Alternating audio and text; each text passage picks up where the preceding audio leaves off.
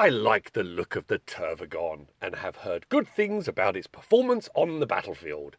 Plus, it's an excuse to field a carpet of Termagaunts, so I snagged one on eBay. The builds are for a Tervigon or a Tyrannofex, but first, a quick word from this video's kind sponsor. Eye on the Imperium. We lock and load and riddle you with the highest caliber veracity, the finest facts, the most vital news, the best rumors, the latest gossip, and much, much more.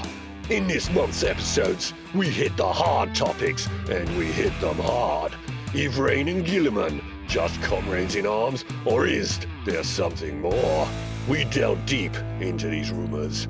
Magnus the Red, wrong or right, we give you the final judgment.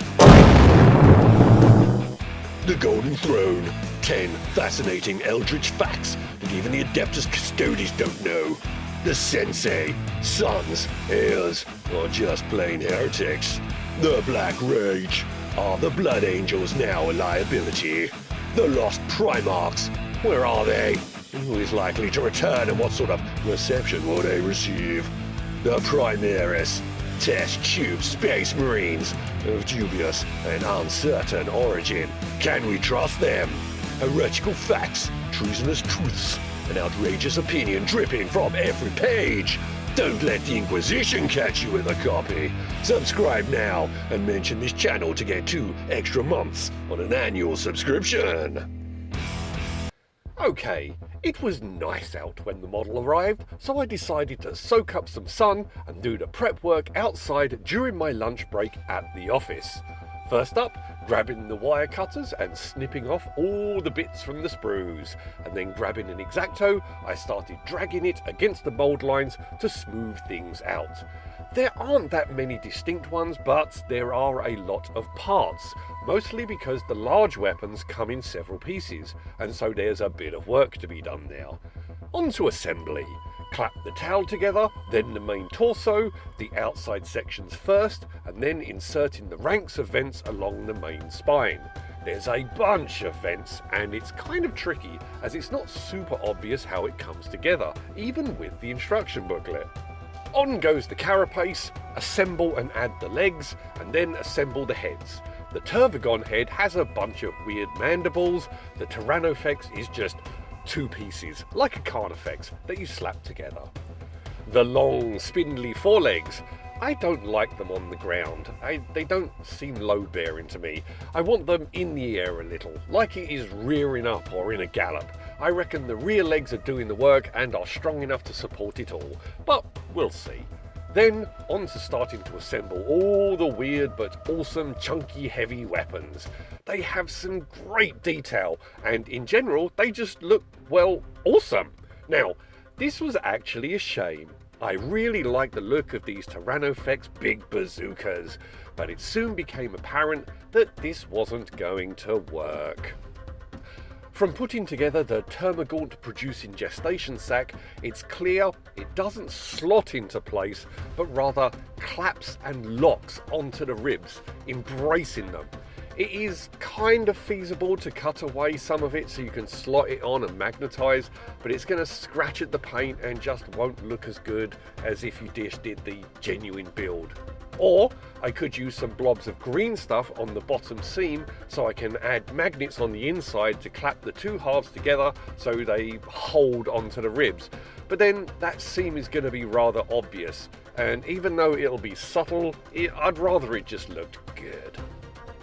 So I'm going to commit to the Tervigon, and maybe get another for a Tyrannofex some other time, and for that one, I'll try magnetizing the sack, because that way, even though it won't look as good, I have a great Tervigon and a backup Tervigon for emergency or impetuous play.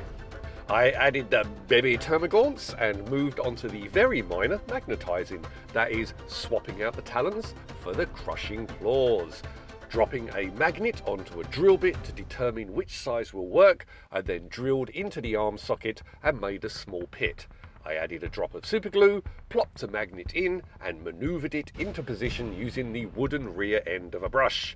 The other magnet, I drilled a little too deep and went into the torso, This means that the established magnet on the other side is likely to yank it out of the hole before the glue sets when I try and place it in there.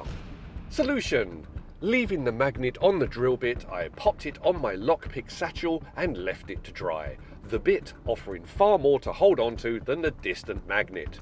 Perfect! And then, chopping off the end of the limbs, removing the inner part of the ball, drill a pit, push the column of magnets towards the established magnet of the torso, and if it repels, add some glue, push them into the hole, and wipe aside. Once done, breaking out the Mr. Dissolved putty, and with a brush, I painted the substance into the joins to get some nice smooth connections. Quicker and easier than green stuff, especially because these joins are pretty discreet, mostly on the carapace and the head. Okay, a blast of primer from all angles on the body and then across the limbs. Placing a metal ruler between two glasses, this gives me something to clip the magnetized limbs to so I can paint them all over and leave them to dry hanging rather than laying on a fresh coat of wet paint. High Fleet colours time! MacLeod blue for the skin, Zerus purple for the chitin, painting some white scar into the vents and gills and in the mouth, and then when that's dry, nihilic oxide to settle in these areas and get my bioluminescent glow. And then a slather of Nuln oil all over the big bug, and I left it on its back to dry so that the Nuln oil pools against the overlapping pieces of chitin. Now that the Nuln oil was dry, the gestation sac, looking at it from above, it's very reminiscent of the alien queen's egg-producing appendage. And from looking at it, the kind of internal glow and the translucent nature of it got me thinking. The alien queen's sac is a detachable appendage to be ditched when necessary, so its temporary nature has it flimsy and thin. But the Tervigon is a close combat Termagaunt factory, so the skin will be thicker and opaque. But the orifice, where they are emerging, the bioluminescence I've been trying to go for all my bugs, the Termagaunts will be exiting amidst the glowing goo within. Like when I used the Carnifex heads and the claws for my Ripper swarms. So I added a bunch of white scar into the orifice, and when that was nice and dry, I added a layer of nihilic oxide. Loading up my dry brush with Imric Blue Dry, I coloured tail tips and claws, and shed enough so I could start dry brushing the ribs and those bulbous parts of the gestation sac, and especially on the Termagaunts, because I want them to look fresh. They haven't darkened to the darker MacLeod blue yet. And then Ethereum Blue Dry, a lighter dry brush to accent the raised areas, and the Termagaunts to make them really pale, fresh from the birthing chamber. And finally, a dry brush of Genestealer Purple over those chitin plates. Then, grabbing a lockpick, I scraped away the paint from the surface of the magnets, and lastly, a dab of Moot Green for the eyes. And when that went a little awry, some Nuln oil and Abaddon Black to trace around the socket and erase the excess.